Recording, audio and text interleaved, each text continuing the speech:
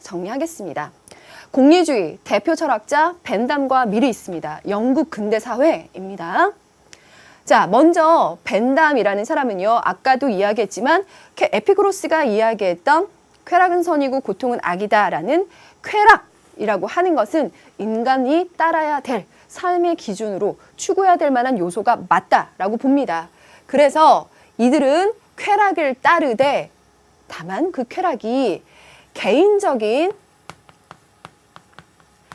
차원에서도 나에게 쾌락을 줘야 되지만 더불어 사회적인 차원에서도 쾌락을 주는 것이어야 합니다.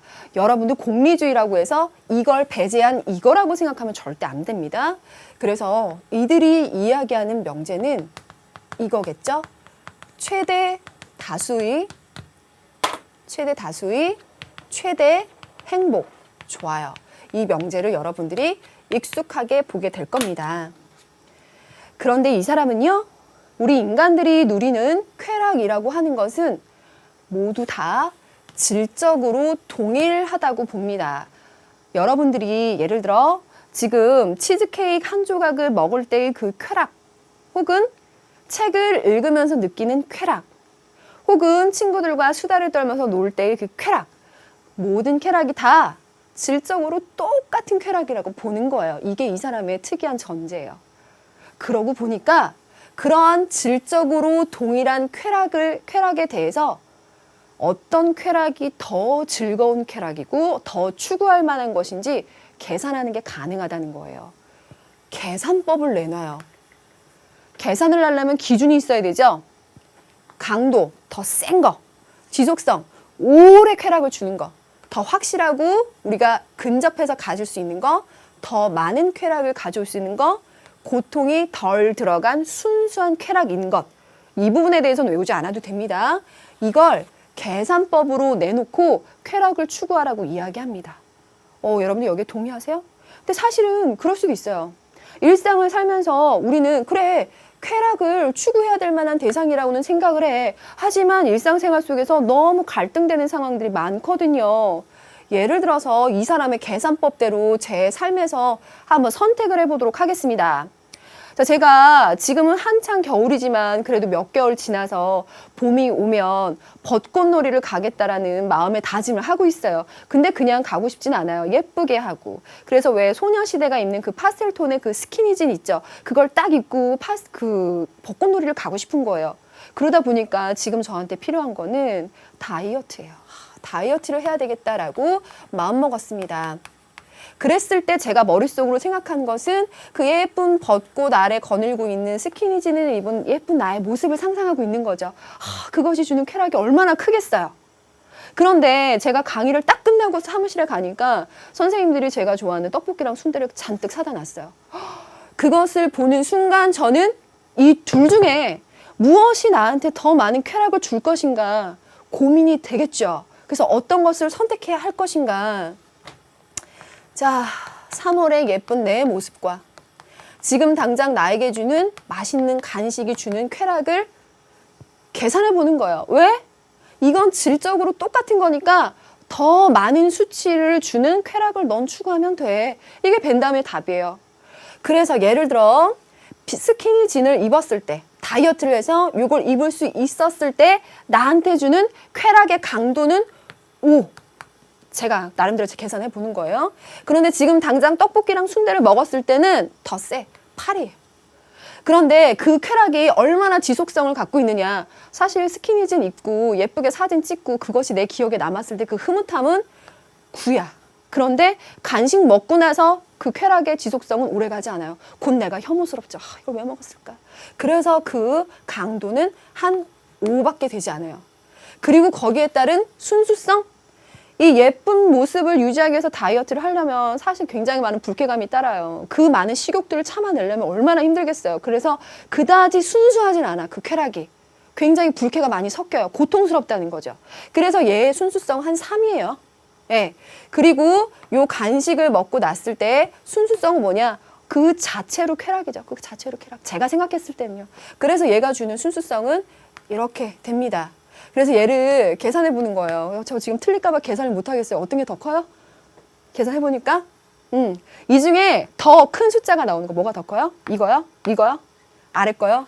이게 더 큰 숫자가 나온대요. 그러면요, 저는 이걸 선택하면 되는 거예요. 갈등의 여지가 없이. 이게 벤담의 양적인 공리주의야. 얘가 더 많은 양의 쾌락을 가져다 주니까 넌 걱정하지 말고 이걸 선택하면 돼 라고 딱 말해주는 거야. 그래서 벤담은 양적 공리주의라고 말합니다. 모든 쾌락은 질적으로 동일하고 오직 무슨 차이만 있냐? 서로 다른 수치의 양적인 차이만 전제되니까 쾌락의 양적 계산이 가능하다. 그래서 여러분들이 네모 속에 칠 말은 다 양 뿐입니다. 벤담을 양적 공리주의로 기억하시면 되겠어요. 자, 그럼 여기에 반기를 들은 친구들이 있을 겁니다. 여러분도 인간의 품격을 갖고 있고 합리적인 이성을 가진 친구들로서 아니 선생님, 그렇게 단순히 먹는 그 즐거움하고 스키니지를 입었을 때 그 예쁜 모습에 대한 자기만족하고 어떻게 같은 종류의 즐거움이라고 말할 수 있겠어요? 라고 생각하는 친구도 있겠죠? 아마 그런 류의 생각이 바로 밀인 것 같아요. 밀은요, 삶의 궁극적인 목표를 쾌락 혹은 행복이라고 봐요. 공리주의자를 잊고 있으니까. 하지만 그 쾌락에 있어서는 양, 그것뿐만이 아니라 뭐가 더 중요하다. 질적인 차이도 훨씬 더 중요하다. 내가 지금 너무 졸려서 잠을 잠으로써 나한테 주는 쾌락도 있겠지만 그 잠을 참고 열심히 저와 함께 공부해서 주는 그 정신적인 만족감, 질적으로 좀 더 높은 만족감, 그걸 인간들은 추구할 거다. 왜? 인간들은 지적 능력이 있고 도덕성이 있어서 차마 그 양적으로 많은 것만을 추구하지는 절대 않으라는 거예요. 그래서 이 사람의 공리주의를 질적 공리주의라고 말합니다. 그래서 차라리 배부른 돼지보다는, 배부른 그 바보가 되는 것보다는 배고픈 소크라테스처럼 질적으로 높은 차원에서 그 즐거움을 추구하는 거지, 양적으로 많은 즐거움만 보장해준다고 해서 동물적인 쾌락을 즐기는 걸 원하는 사람은 없다라고 말하는 게 벤담이에요. 그래서 결론은 질적으로 높고 고상한 쾌락을 추구한다. 이런 표현이 은근히 잘 나와요. 높고 고상한 쾌락. 따라서 많은 양의 육체적 쾌락보다는 높은 질의 정신적 쾌락을 선택할 가능성이 훨씬 더 크다. 이렇게 보는 거죠. 그래서 만약에 밀 선생님이 저의 딜레마를 딱 봤을 때는 아마 강승희 너는 너한테 높은 질의 정신적인 쾌락을 주는 걸 선택할 가능성이 클 것 같은데 라고 아마 이야기를 하시겠죠. 근데 공리주의의 두 가지의 입장이 이렇게 존재합니다. 핵심은 심플하죠. 양이냐 질이냐. 공통점과 차이점. 여기다가 하나의 구도를 더해보면 아까 처음 말했던 에피쿠로스 학파. 이들이 쾌락을 추구하고 있으니까 쾌락은 추구할 만한 것이다. 인생에서 추구할 만한 가치가 된다라는 점은 동일하겠죠. 동일할 거예요. 하지만 이들은 개인적인 차원에서의 쾌락을 추구하지만 이들은 개인적인 차원뿐만 아니라 사회적인 차원에서의 쾌도 추구하라고 말할 거고요. 특히나 에피쿠로스 학파가 정신적인 쾌락을 추구하잖아요. 그 점이 이것과 꽤 유사한 점을 보여주고 있죠. 이런 거는요, 학력평가 이런 데서 주로 구도를 많이 만든 걸 봤어요. 그래서 좀 꼼꼼하게 말씀을 드렸습니다. 그럼 이것들을요, 지울게요. 이것들을 아까도 말했던 것처럼 인간들의 행위에 적용시켜요. 행위 공리주의라고 말을 하는데요. 현대사회에 와서도 공리주의를 잇는 하나의 학파가 있습니다. 그걸 무엇이라고 이야기하느냐?